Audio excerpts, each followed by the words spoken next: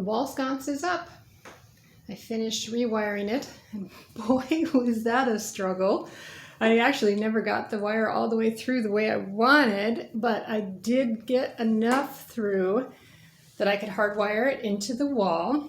And then I actually had to rewire this part just because I could not get it to pull all the way through.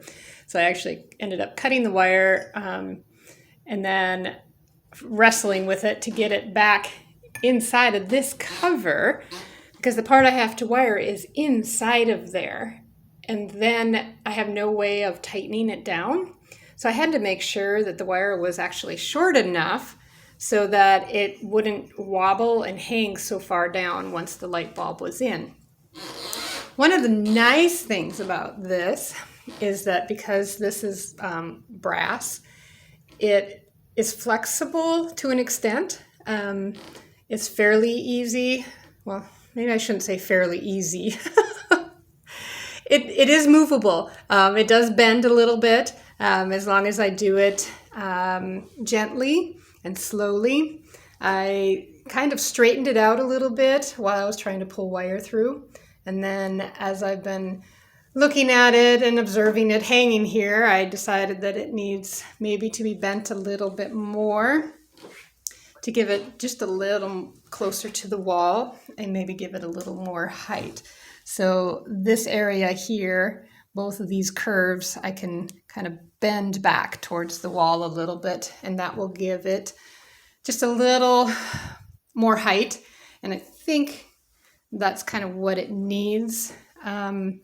I put it back on the existing hole in the wall, and maybe once I start working on my kitchen, which is on the other side of this wall, I might raise this up just a little bit. I'll rewire it a little bit so I can get it up higher. But for now, this is where it's kind of ended up. But you can also see down here, I have my transom that is going to go up in that space there.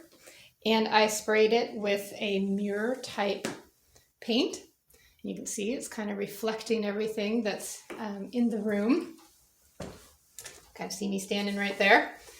Now I did put the paint on the other side, hoping that it would reflect as well, but it didn't. And I think it's because this side already had this red paint on it, and I was hoping to be able to skip the part about scraping that red paint off. But I guess that's not going to work. I think I'm going to end up having to scrape off the paint on the back side anyway. And now I have more layers of paint. So we'll see how that goes.